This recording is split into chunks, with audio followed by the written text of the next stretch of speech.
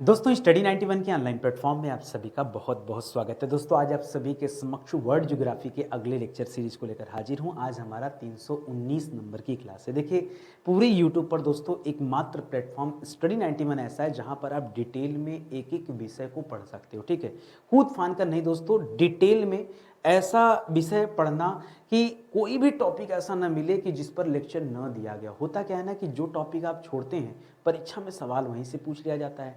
तो बेहतर ये है कि कम से कम आपको एक बार हर टॉपिक तो पढ़ना ही चाहिए। आप सोचिए, कल्पना कीजिए 231 नंबर से हम लोगों ने ज्योग्राफी की क्लास स्टार्ट किया था, आज 319 नंबर पर है। कितनी क्लास हो गई?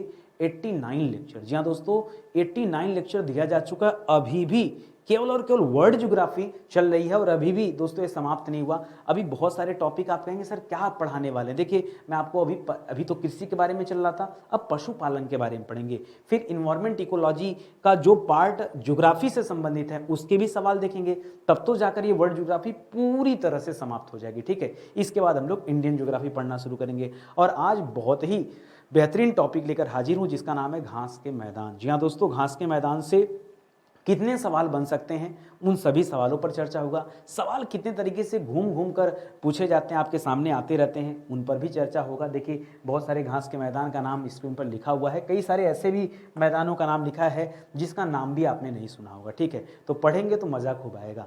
अच्छा ध्यान दीजिएगा, ये जो क्लास दे रहा हूँ ना, ये कुल मिला जुला के दोस्तों हमारे पेड बैच का 10-20% है, इससे ज़्यादा कुछ नहीं है। ठीक है, आपको वाकई देखना है कि पढ़ाई क्या होती है ना, तो एक बार विजिट कीजिए हमारे पेड प्रोग्राम में। जी हाँ दोस्तों, जो हमारा पेड कोर्स है स्पेशली मेरा, ठीक है, एक बार आप वहाँ विजिट कीजिए, आपको लगेगा कि सर क्या क्वालिटी है, ज़बरदस्त। ठीक है, तो आइए स्टार्ट करते हैं आज की क्लास को और पढ़ना आरंभ करते हैं। देखते हैं कौन कौन से यहाँ सवाल दिए गए हैं जो कि नए हैं आपके लिए। करा विश्व के कुल भूभाग के लगभग कितने भाग पर घास भूमियों का विस्तार पाया जाता है? कितने भाग पर घास भूमियों का ये विस्तार मिलता है? पूरे वर्ल्ड वाइड में जितनी जमीनें हैं उन जमीन का कितना हिस्सा? ठीक है, तो देखिए अगर ऐसे पूछे तो बताएगा दोस्तों 1/5 क्या मिलता है? 1/5। कभी कभी दोस्तों इसी को कन्वर्ट कर देता दोस्तों, कहता है 20%। अरे भाई तो इसमें कौन सी बड़ी बात हो गई? आप बताओ 1/5 मतलब 1/5 का अर्थ क्या होता है? चाहे हम 1/5 कहे चाहे इसे हम 20% कहे, एक ही बात है ना। ठीक है, तो इस बात को ध्यान रखिएगा। क्या पता परीक्षा में 1/5 दे दे, क्या पता परीक्षा में जो 20% दे दे। ठीक है, तो एकदम एग्जैक्ट आप यही याद रखिएगा, ये बहुत शानदार सा जवाब हो जाएगा। ठीक है, टोटल जितना भूभाग है उसका कितना हिस्सा दोस्तों घास का मैदान है? तो लगभग 20% के हिस्सा घास का मैदान, इससे थोड़ा बहुत ज्यादा है, इससे कम नहीं है। ठीक है, एग्जैक्ट डेटा तो यही कहता है। अच्छा, कई बार मन में आता है सर घास का मैदान क्या वो क्रिकेट जिस पर खेलते हैं वैसा घास का मैदान? नहीं भाई, यहाँ पे जो घासें होती है ना, देखिए घास के यहाँ तो 2.5-3 फीट वाली घास होती है, जो झाड़ियाँ होती हैं 10-10 फीट की झाड़ियाँ होती हैं। 10 फीट की झाड़ी, हाँ आप भी खो जाएंगे उसमें। यदि आपको उन झाड़ियों के बीच छोड़ दिया जाए तो हम लोगों की हाइट 6 फीट, अधिकतम कितनी? 6 फीट, 6 फीट से भी कम, और झाड़ियां हमसे भी 4 फीट बड़ी। ठीक है, तो कैसे कोई ढूंढेगा भाई एक दूसरे को? ठीक है, तो ये याद रखेंगे, कोई गया तो खो ही जाएगा, इतनी बड़ी झाड़ियां और घास के मैदान यहाँ होते हैं। करा किस क्षेत्र के चारागाह को क्या कहा जाता है दोस्तों? वेल्ड कहा जाता है। कहाँ के चारागाह को दोस्तों वेल्ड नाम दिया जाता है? ठीक है, चारागाह मतलब क्या होता है? जहां पर पशु चारण किया जाता है, पशुओं को चराया जाता है। तो वेल्ड किसका नाम है दोस्तों? वेल्ड पड़ता है दक्षिण अफ्रीका में। कहां पड़ता है दोस्तों? दक्षिण अफ्रीका में पड़ता है। वेल्ड जो है दोस्तों ये दक्षिण अफ्रीका के घास के मैदान का नाम है। ठीक है, ये क्या है दोस्तों? घास मैदान का नाम है, ये आप याद रखेंगे। ठीक है, दक्षिण अफ्रीका के। अच्छा, बात दक्षिण अफ्रीका की आई गई दोस्तों, तो दक्षिण अफ्रीका की राजधानी कहाँ है? याद रखिएगा, इसकी राजधानी है प्रिटोरिया। क्या है राजधानी दोस्तों? इसकी राजधानी है प्रिटोरिया। लेकिन प्रिटोरिया दोस्तों, अच्छा इसकी 2-3 राजधानियां, दक्षिण अफ्रीका की 2-3 है। जैसे प्रिटोरिया को दोस्तों प्रशासनिक राजधानी कहते हैं। ये क्या कहते हैं? इसे हम प्रशासनिक राजधानी कहते हैं। हकीकत में जो मुख्य वाली राजधानी होती है, जहां पे संसद वगैरह बनी होती है, तो दक्षिण अफ्रीका की जो संसदीय राजधानी है वो दोस्तों केप टाउन। क्या है दोस्तों? याद रखेंगे, वो कहां पर है? वो केप टाउन में स्थित है, ये आप याद रखेंगे। ठीक है, पूछता है यहां से सवाल, इसलिए मैं आपको बता रहा हूं। ठीक है, आगे देखिए अगले सवाल पर। अगला सवाल दे रहा कि हंगरी के घास मैदान दोस्तों क्या कहलाते हैं, जो हंगरी में स्थित है? ठीक है, हंगरी की राजधानी कहां दोस्तों? हंगरी की राजधानी है बुडापेस्ट। कहां है इसकी राजधानी? इसकी राजधानी है बूडापेस्ट, ठीक है, बूडापेस्ट राजधानी है। कह रहा है हंगरी के मैदान क्या कहलाते हैं, इसी पेस्ट से याद रखेगा पुस्ताज, ठीक है, ये जो बूडापेस्ट है इसी पेस्ट से क्या आपको याद रखना है, पुस्ताज, ठीक है, कहीं कहीं पे पुस्ताज लिखा होता है, कहीं कहीं पे दोस्तों पुस्ताज लिखा होता है, ट लिखा होता है, ठीक है, तो ये दोनों आपको याद रखना है, पुस्ताज या पुस्ताज। ये जो घास के मैदान दोस्तों कहाँ पाए जाते हैं, ये आपके हंगरी में पाए जाते हैं स्पेशली, ठीक है, ये सवाल आता है। अगला सवाल दे रहा है कि घास के मैदान मुख्य रूप से पाए जाते हैं, थोड़ा सा लीक सेट कर पूछा, मुख्य रूप से पाए जाते हैं। अरे भाई घास के मैदान उत्तरी अमेरिका में पाए जाते हैं, दक्षिण अमेरिका में पाए जाते हैं, अफ्रीका में भी पाए जाते हैं, एशिया यूरोप के मध्य में पाए जाते हैं, उधर न्यूजीलैंड में पाए जाते हैं, नीचे साइड ऑस्ट्रेलिया में पाए जाते हैं। फिर ये किसकी बात कर रहा है कि मुख्य रूप से कहाँ पाए जाते हैं, एक्चुअली में पूरा पूरा ग्लोब पर कहाँ पर ये मिलते हैं घास के मैदान, ये आपसे पूछा जा रहा है। तो याद रखिएगा दोस्तों, ये जो घास के मैदान है ये विषुवत रेखा विषुवत रेखा के,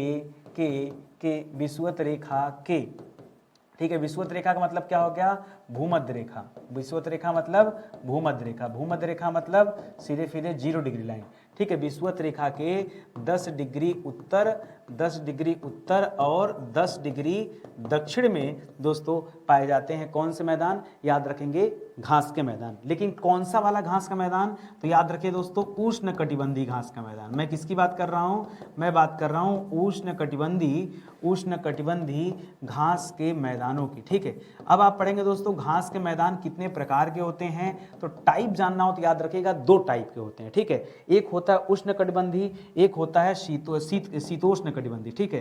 तो आपसे पूछा जाए कि घास के मैदान कितने प्रकार के होते हैं, घास के मैदान जो हैं ये कितने प्रकार के होते हैं, तो 2 टाइप होता है दोस्तों इनका, एक होता है उष्णकटिबंधीय घास के मैदान, उष्णकटिबंधीय घास के मैदान, दूसरा होता है दोस्तों शीतोष्ण कटिबंधीय घास के मैदान, ठीक है, उष्णकटिबंधीय और शीतोष्ण कटिबंधीय घास के मैदान, ये 2 होता है।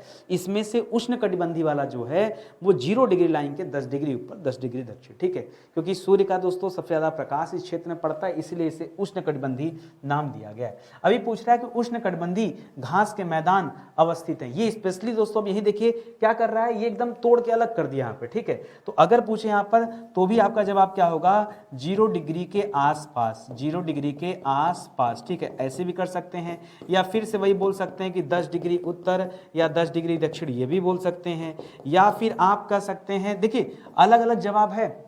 मैं इसलिए इसको बता रहा हूं कि परीक्षा में पता नहीं एग्जामिनर के दिमाग में क्या है, एक ही बात को 10 तरीके से बोल सकता है। कहेगा भूमध्य रेखा के आसपास, पहला जवाब सही है, कहेगा विषुवत रेखा के आसपास, दूसरा जवाब भी सही है, कहेगा 0 डिग्री लाइन के आसपास, ये भी जवाब सही है, कहेगा भूमध्य रेखा के 10 डिग्री उत्तर 10 डिग्री दक्षिण तक, कहेगा विषुवत रेखा 10 डिग्री उत्तर से 10 डिग्री दक्षिण तक, कहेगा कर्क और मकर रेखा के बीच। बताइए क्या दिक्कत है, हम ये भी तो कर सकते हैं कर्क और मकर के बीच, भाई कर्क और मकर के बीच ही तो आ सकते हैं, तो दूसरा जवाब इसका क्या हो सकता है, कर्क एवं मकर रेखा के मध्य, ठीक है। कर्क रेखा किसे कहते हैं, 23.5 डिग्री उत्तरी अक्षांश रेखा वो कर्क रेखा है, और 23.5 डिग्री दक्षिणी अक्षांश रेखा वो मकर रेखा है, उसके बीच में दोस्तों पाए जाते हैं। तो तमाम तरह के उत्तर हैं, इसलिए दोस्तों मैं आपको बार बार समझा रहा हूं कि मेरे दिमाग में जो जो आ रहा है कि भाई देखो ये आपके परीक्षा में पूछा जा सकता है, वो सब कुछ मैं आपसे शेयर कर दे रहा हूं। सवाल दे रहा है कि उष्णकटिबंधीय घास के मैदानों को जाना जाता है, इसके अन्य नाम दोस्तों क्या है, यहां पर सिर्फ आपको अन्य नाम बताना है, तो चाहे उष्णकटिबंधीय घास का मैदान कहे, चाहे सवाना घास का मैदान कहे, ठीक है, सवाना घास का मैदान एक ही बात है। अच्छा, कई सारे बच्चे को ये लगता है ना कि सवाना मतलब अफ्रीका में जो घास का मैदान है वो खाली सवाना है, नहीं, जितने भी उष्णकटिबंधीय घास के मैदान हैं वो सभी के सभी क्या कहलाते हैं, सवाना घास के मैदान कहे जाते हैं, ये अपने दिमाग में रखिए, ठीक है, खाली अफ्रीका वाला नहीं, यही आपको समझना है, ठीक है।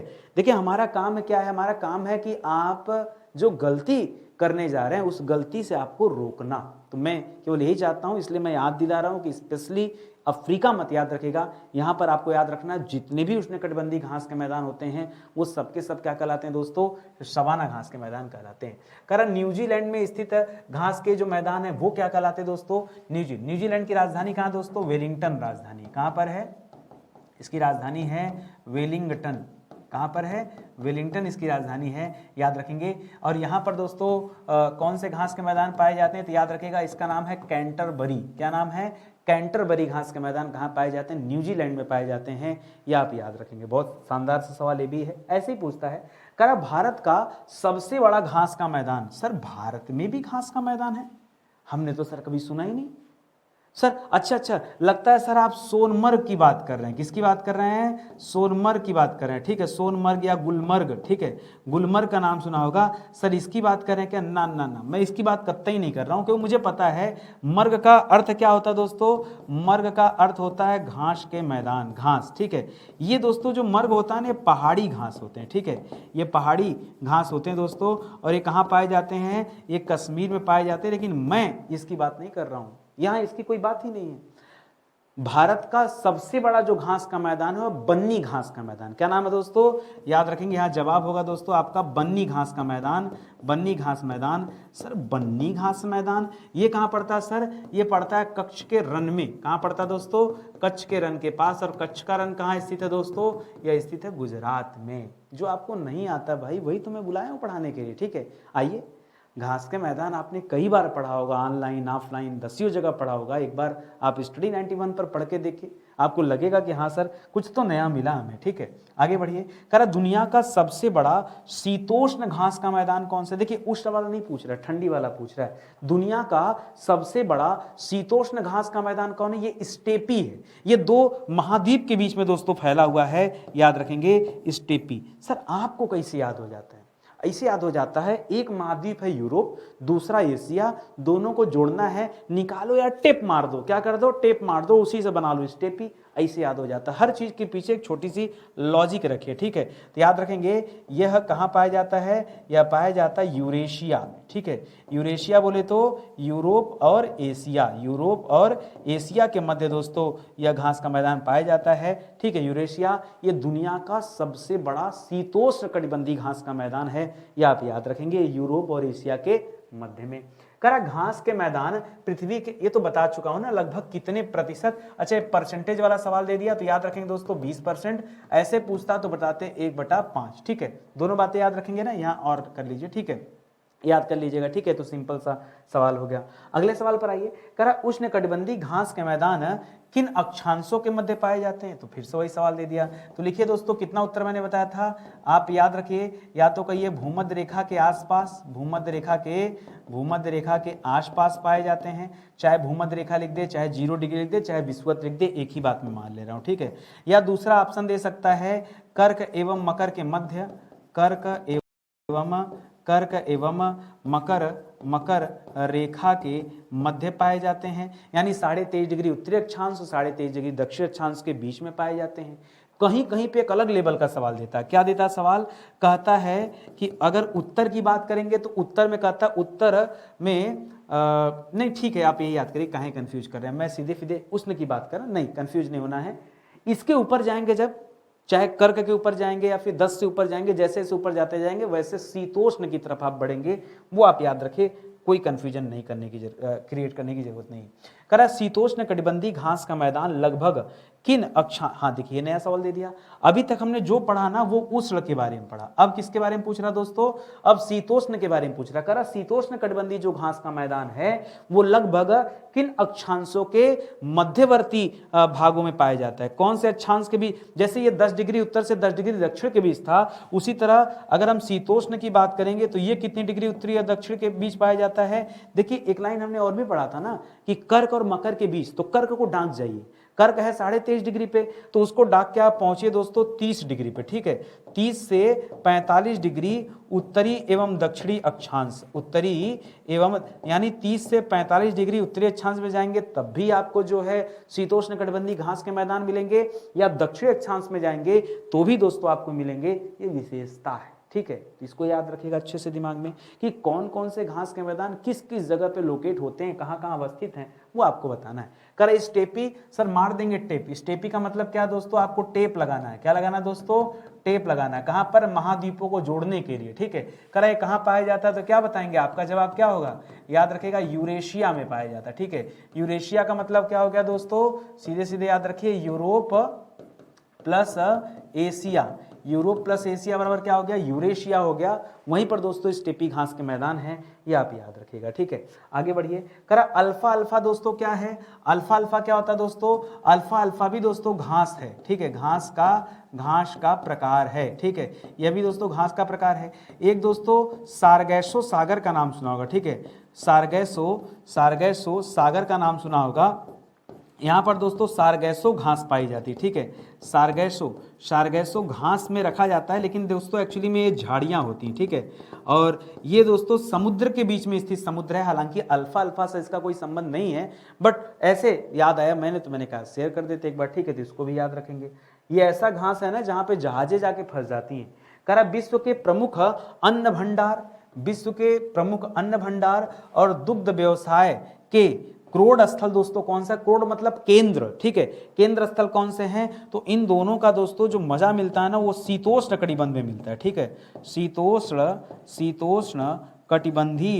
कटिबंधीय घास के जो मैदान होते हैं, ठीक है, इसे दोस्तों अथवा रोटी का टोकरी कहा जाता है। बहुत ज्यादा उत्पादन होता है, गेहूं का इतना उत्पादन होता है, अरे भाई गेहूं से तो रोटी बनाएंगे, इसलिए उसे गेहूं का टोकरी कहा जाता है, रोटी का टोकरी कहा जाता है, अन्न भंडार, ठीक है। और दुग्ध, जब इतना ज्यादा घास है दोस्तों तो पशु को क्या चाहिए खाने के लिए, काहे जो है चूनी चोकर की व्यवस्था करना, ठीक है, वहां पर दोस्तों घास मिल जाता है, पशु खाते हैं, दबा के दूध देते हैं। इतना करने के बावजूद भी दूध उत्पादन में भारत पहले स्थान पे है। दूध उत्पादन में कौन सा देश पहले स्थान पर है, पूरी दुनिया में सबसे ज्यादा दूध उत्पादन कौन करता है, भारत करता है भाई, ठीक है।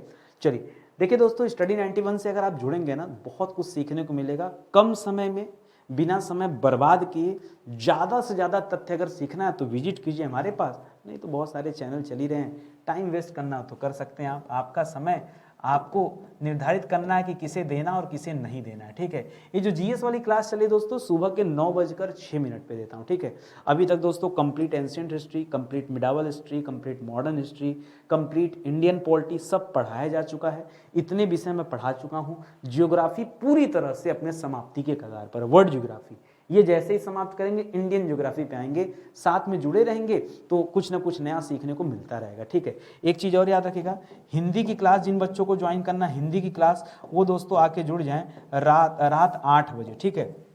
कितने बजे दोस्तों, हिंदी की क्लास रात को 8 बजे चलती है, ये भी बहुत ज़बरदस्त क्लास चलती है, विजिट कीजिए, पढ़िए तब तो समझ पाएंगे। चलिए आगे बढ़ते हैं, सवाल पर आते हैं। करा ऑस्ट्रेलिया के पास में दोस्तों न्यूजीलैंड था, क्या था दोस्तों, ऑस्ट्रेलिया के पास में ही दोस्तों न्यूजीलैंड था। न्यूजीलैंड के टाइम मैंने आपको बताया था, न्यूजीलैंड में कौन सा घास का मैदान पाया जाता है, याद रखेंगे, इसका नाम था कैंटरबरी। क्या नाम था, कैंटरबरी घास का मैदान।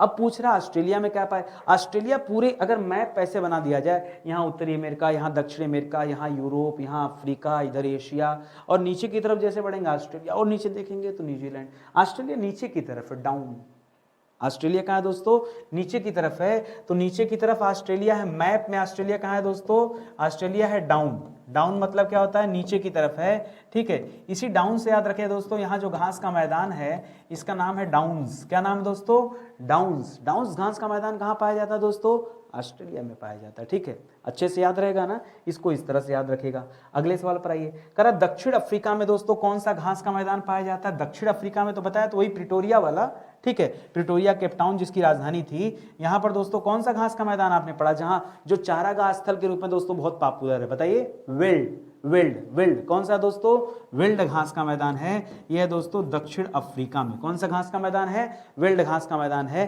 अच्छा, विल्ड किस प्रकार के घास का मैदान है अगर ये पूछे तो बताएगा दोस्तों शीतोष्ण कटिबंधी। क्या बताएंगे, शीतोष्ण कटिबंधी। अच्छा, ये इसी तरह पूछ दे दोस्तों डाउन्स किस प्रकार का है, तो क्या बताएंगे, यह भी दोस्तों शीतोष्ण कटिबंधी है। क्या है दोस्तों, यह भी, क्योंकि दोस्तों ठंडे वाले एरिया है ना, आप ध्यान दो कि ये क्या 30 से 45 तक जा रहा है, बिल्कुल ये सब 30 से 45 वाले कैटेगरी में आएंगे भाई। इनके मैपिंग को देखेंगे तो आपको यही समझ आएगा। आगे कह रहा है दोस्तों, वेल्ड किस प्रकार की घास भूमि, लो अभी हम उत्तर बता रहे हैं, अगला सवाल कर दिया, ठीक है। तो याद रखें दोस्तों, किस प्रकार की घास भूमि है, यह शीतोष्ण कटिबंधीय घास भूमि है, ये दोस्तों आप याद रखेंगे, ठीक है। आया मजा पढ़ करके, इस तरह से पढ़िए, एक सवाल परीक्षा से बाहर नहीं जाएगा, ठीक है। देखिए भरोसा करिए नितिन सर पर, जुड़े रहेंगे, पढ़ेंगे। मैं इतना सिस्टमेटिक तरीके से आपको पढ़ाता हूँ कि एक एक चैप्टर, एक एक टॉपिक पर आपका कॉन्सेप्ट क्लियर हो जाए, फिर भी आप जो है नहीं जुड़ते हैं। पता नहीं आप लोगों को क्या चाहिए। मैं अपने तरफ से पूरी मेहनत करता हूँ भाई। सोचता हूँ कि एक भी ऐसा सवाल ना बचे कि भाई जिसकी वजह से आपको लगे कि नहीं वाला टॉपिक सर ने नहीं पढ़ाया और यहाँ से सवाल नहीं बन रहा है। ठीक है, कनाडा के मध्य अक्षांशीय घास के मैदान दोस्तों क्या कहलाते हैं? कनाडा की राजधानी कहाँ भैया? राजधानी है ओटावा। कनाडा की राजधानी कहाँ पर है? इसकी राजधानी है ओटावा राजधानी है। और यहाँ पर दोस्तों कौन से घास के मैदान पाए जाते हैं? तो यहाँ से लेकर पूरे अमेरिका तक प्रेरी पाए जाते हैं। ठीक है, प्रेरी घास के मैदान कहाँ होते हैं? चाहे प्रेरी लिखता है, कभी कभी दोस्तों प्रेरीज लिख देता है। ठीक है, प्रेरी या प्रेरीज, घबराइएगा मत, एक ही है। ये अमेरिका, कनाडा, इन वाले क्षेत्रों पर यही घास के मैदान पाए जाते हैं। ठीक है, चलिए अगला सवाल देखिए, बहुत जबरदस्त सवाल है दोस्तों। कह रहा है पैडंग। पैडंग क्या है दोस्तों? तो यह भी दोस्तों घास भूमि का नाम है। ठीक है, यह क्या है दोस्तों? एक प्रकार की घास भूमि है। सवाल आता है दोस्तों ये कहाँ पाई जाती है? तो दक्षिण पूर्वी एशिया में पाई जाती है। दक्षिण पूर्वी एशिया में कौन सा घास का मैदान पाया जाता है? पैडंग नाम का घास का मैदान पाया जाता है। और दक्षिण पूर्वी एशिया की बात की तो याद रखेगा यह उष्ण कटिबंधीय घास का मैदान हो जाएगा। क्या हो जाएगा? शीतोष्ण में नहीं आएगा। कहाँ आएगा? यह उष्ण कटिबंधीय में आएगा। वहीं कनाडा वगैरह वाली बात कर लिया तो ये दोस्तों मध्य अक्षांशीय, सीधा सीधा शीतोष्ण में आ जाएगा। ठीक है, इसको भी याद रखेगा। चलिए अगले सवाल पर आइए। अगला सवाल दे रहा है पटाना। पटाना दोस्तों एक तरह की उष्ण कटिबंधीय घास की मैदान है। ये कहाँ पाया जाता है दोस्तों? तो पटाना पाया जाता है श्रीलंका में। कहाँ पाया जाता है? श्रीलंका में ये घास का मैदान है। अभी पीछे दोस्तों मैंने आपको भारत में स्थित घास के मैदान का नाम बताया था। भारत में कौन सा घास का मैदान है? याद रखिएगा, बन्नी घास का मैदान। ठीक है, बन्नी घास का मैदान। मुझे पता है ये सब आपके लिए नया सवाल है। आपने ना तो बन्नी का नाम सुना है, ना ही पटाना का नाम सुना होगा, ना ही पैडंग का नाम सुना होगा। ये सब आपके लिए दोस्तों बिल्कुल नया है, इसको अच्छे से याद कर लीजिए। ठीक है, आगे बढ़ते हैं। कह रहा स्टेपी घास का सर्वाधिक विकास कौन सी मृदा में हुआ? किस प्रकार की मिट्टी में दोस्तों यह स्टेपी घास का मैदान का विकास हुआ है? स्टेपी घास का मैदान दोस्तों कहाँ पाया जाता है? तो याद रखेंगे यूरेशिया में पाया जाता है। ठीक है, यूरेशिया मतलब मैंने आपको बता दिया था, बार बार पढ़िए, रिपीट करेंगे, चीजें याद हो जाएंगी। ठीक है, इसका मतलब मैंने बताया था यूरोप और एशिया में पाए जाते हैं। कौन सी मिट्टी में? क्योंकि ज्यादा उत्तर में दोस्तों तो सीधे सीधे याद रखेगा। वैसे तो आप देखेंगे ये उसमें आता है, शीतोष्ण कटिबंधीय में आएगा। ठीक है, शीतोष्ण कटिबंधीय में आएगा। लेकिन दोस्तों सवाल ये नहीं है। सवाल है कि कौन से टाइप की मिट्टी में पाया जाता है दोस्तों। तो यहाँ पर एक मिट्टी है, उसका नाम है चारनोजम। क्या नाम दोस्तों? ये रूस में पाई जाती है दोस्तों इस तरह की मिट्टी, चारनोजम। क्या नाम दोस्तों? चारनोजम मृदा का नाम सुना होगा, मिट्टी का नाम सुना होगा। ये उसी मिट्टी में दोस्तों खास करके विकसित हुई है स्टेपी घास के मैदान जो है। ठीक है, ये भी दोस्तों बहुत अच्छा सा सवाल है। आगे बढ़िए। कह रहा है सवाना घास। अभी मैंने बताया था सवाना घास दोस्तों किसे कहा जाता है? जितने भी उष्ण कटिबंधीय घास के मैदान होते हैं। ठीक है, उष्ण कटिबंधीय घास के मैदान जो होते हैं। ठीक है, घास के मैदान जो होते हैं दोस्तों उन्हें क्या कहा जाता है दोस्तों? उन्हें सवाना कहा जाता है। वैसे कह रहा है सवाना दोस्तों स्पेशली देखा जाए तो सवाना किस देश में स्थित होता है? तो हम लोग कहते हैं अफ्रीका में स्थित है। ठीक है, आप कहिए अफ्रीका दिक्कत नहीं है, आप कहिए अफ्रीका दिक्कत नहीं, लेकिन दोस्तों जितने भी उष्णकटिबंधीय घास के मैदान होते हैं उन सभी को हम सवाना नाम से जानते हैं। ये दोस्तों आप स्पेशली अलग से आप याद रखेंगे। ठीक है, कह रहा है ब्राजील हो गया, सुनिए ध्यान से, ब्राजील हो गया, पराग्वे हो गया, अर्जेंटीना हो गया, उरुग्वे हो गया। यहाँ कौन सी घास पाई जाती है? तो अर्जेंटीना से याद रखेगा। बीच में आपने नाम सुना होगा टीना डॉबी का। किसका नाम सुना होगा?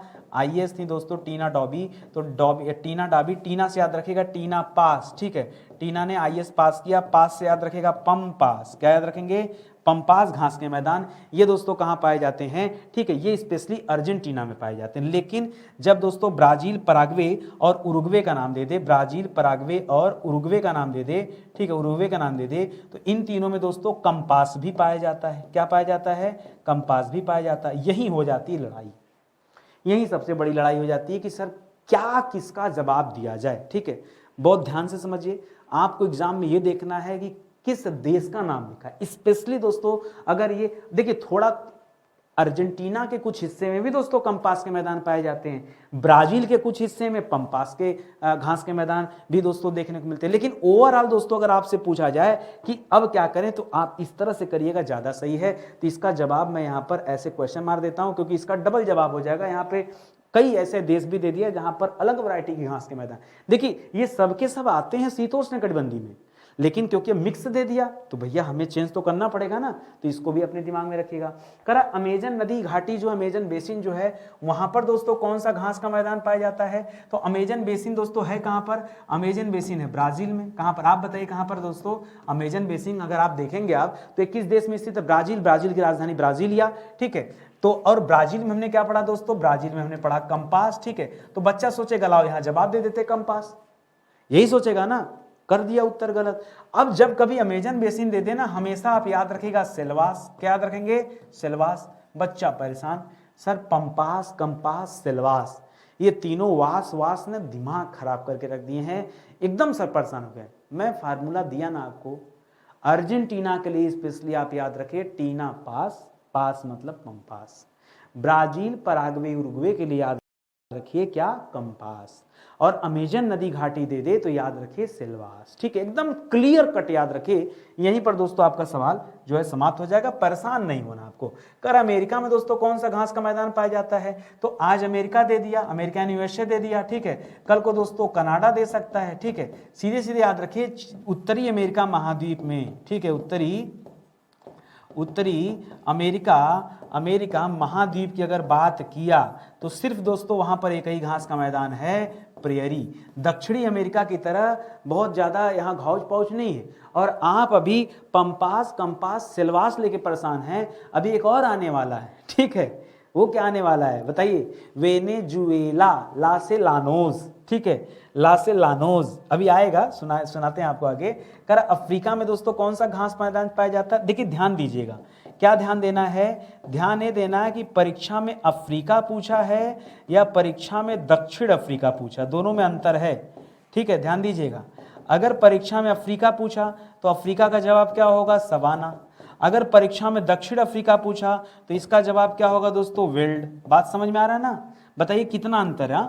अब कौन किस बच्चे को पढ़ा भैया कि अफ्रीका का आगे दक्षिण लिखा है, क्या लिखा है? लेकिन उत्तर तो बदल जाएगा ना। अगर अफ्रीका लिखा रहेगा तो सवाना उत्तर होगा, अगर दक्षिण अफ्रीका लिखा रहेगा तो क्या उत्तर हो जाएगा? वेल्ड उत्तर हो जाएगा। यही आपको सिखाना। देखिए एक अध्यापक का काम क्या? अध्यापक तो यही चाहेगा ना कि वो चीज़ों को इतने आसान तरीके से प्रेजेंट करे कि आप जो है अच्छे से याद कर लें। करा यूरोसिया नहीं दोस्तों, यूरेशिया, ठीक है। करा यूरेशिया में कौन सा घास का मैदान? बता तो दिया भैया, टेप लगाना है खाली, ठीक है। स्टेपी घास का मैदान याद रखेगा, स्टेपी घास के मैदान। चलिए आगे बढ़ते हैं। करा अर्जेंटीना में, अब तो आप बता ले जाओगे ना, आप कभी कंफ्यूज नहीं होंगे ना कि अर्जेंटीना में क्या, तो याद रखेंगे टीना पास। पास मतलब क्या हो गया दोस्तों? पास मतलब हो गया पंपास। पास मतलब क्या हो गया? पंपास हो गया। हाँ याद क्या रखना दोस्तों, जब कभी अमेजन का नाम लेगा, अमेजन नदी घाटी का नाम लेगा, तब दोस्तों क्या बताएंगे हम? तब हम बताएंगे सेल्वास। क्या बताएंगे? सेल्वास बताएंगे, ठीक है, यही ध्यान दीजिएगा। अगला सवाल दे रहा दोस्तों कि बताइए वेनेजुएला और कोलंबिया। तो वेनेजुएला में ला लीजिए और ला से ही दोस्तों बनाइए लानोज, ठीक है, लानोस, ठीक है। लानो स भी होता है और लानो ज भी होता है, ठीक है, दोनों आएगा। स ज ये बोलने के ऊपर अपने है, ये आप याद रखेंगे। तो ये भी घास का मैदान आप याद रखेंगे, ठीक है, आई बात समझ में। और ये जो वेनेजुएला वाला है यह उष्णकटिबंधीय, ये भी ध्यान दीजिएगा, ठीक है। यह कौन सा है? यह शीतोष्ण में नहीं है, यह उष्णकटिबंधीय घास का मैदान है, इसको भी आप याद रखेंगे, ठीक है। समाप्त हो गया, इतना जल्दी पता ही नहीं चलता ना कब क्लास शुरू हो रही, कब क्लास समाप्त हो रहा है। देखिए यही होता है, जब आप मज़ेदार चीज़ पढ़ते हैं ना, समय का पता नहीं चलता, ठीक है। और ऐसे ही पढ़ते पढ़ते दोस्तों हम लोग कितने सवाल कवर कर लिए ऊपर देखिए, 9570 सवाल। 10,000 सवाल बहुत जल्दी कंप्लीट होने वाले हमारे, 10,000 सवाल। आप सोचिए जरा, कल्पना कीजिए ऐसे क्लास में ऐसे 30-30 सवाल पढ़ते, बूंद बूंद से घड़ा भरता है, भर भर के हम लोगों ने पूरा घड़ा भर दिया। 10,000 सवाल भाई, कितनी खुशी है ना। कोई ऐसा चैनल है जिसने 10,000 सवाल ऐसे इत्मीनान से पढ़ाया हो? बहुत पेशेंस चाहिए, बहुत पेशेंस। इतने दिन रुकना और अपने आप को साबित करना कि नहीं हम हैं और हम यही करेंगे, ठीक है। लोग क्या करते हैं, सीरीज नहीं चलती ना, 10 दिन 20 दिन 30 दिन 40 दिन 50 दिन, डीमोटिवेट बंद करो। यहाँ क्या हुआ, 319 दिन से लगातार ये सीरीज चल रही है। छुट्टियां भी पड़ी कई बार दोस्तों, गैपिंग भी हुआ, ठीक है, बहुत सारी चीज़ें, लेकिन ये सीरीज कंटिन्यू चलती रही, इसको ब्रेक नहीं किया गया, तोड़ा नहीं गया कि नहीं 10-20 पार्ट पढ़ा के चलो घर चलते हैं, ना ना ना। इसीलिए मैं लिख के पढ़ाता हूँ कि आप जानिए। पहले मैं लिख के नहीं पढ़ाता था, बच्चों को पता नहीं चलता था नितिन सर का। अब आज की डेट में बच्चों को पता है कि हाँ ये नितिन सर का जीएस अगर हमें वन लाइनर पढ़ना है तो ये 319 नंबर का लेक्चर, हमें पीछे जाके 318 लेक्चर देखना पड़ेगा, ठीक है। इस तरह से चीज़ें हैं। तो सेशन फिलहाल समाप्त होता है। ऐसे विषय जो पूरी तरह से मैंने पढ़ा दिए हैं, ये उनके नोट्स हैं, ये हस्तलिखित नोट्स हैं, हैंड रिटन नोट्स हैं। इसे डाउनलोड करके खुद से प्रिंट आउट आपको कराना पड़ेगा, या आपके घर पर नहीं जाएगा। बुक्स खरीदते हैं दोस्तों तो बुक्स की डिलीवरी होती है, बुक्स तो सीधा आपके घर जाता है, ठीक है, यहाँ से डिस्पैच होता है, 3 से 4 दिन में आपके घर पहुँच जाता है। चाहे भारत के किसी भी कोने में आप रहें, वहाँ से ऑर्डर करें, अलग से कोई डिलीवरी चार्ज भी नहीं लिया जाता आपसे, ठीक है। आइए जुड़िए, अपनी तैयारी को आगे बढ़ाइए। सेशन फिलहाल यहीं समाप्त होता है, मिलते हैं अगले लेक्चर में। तब तक के लिए बहुत बहुत धन्यवाद आप सभी का। जय हिंद, जय Bharat. Thank you so much.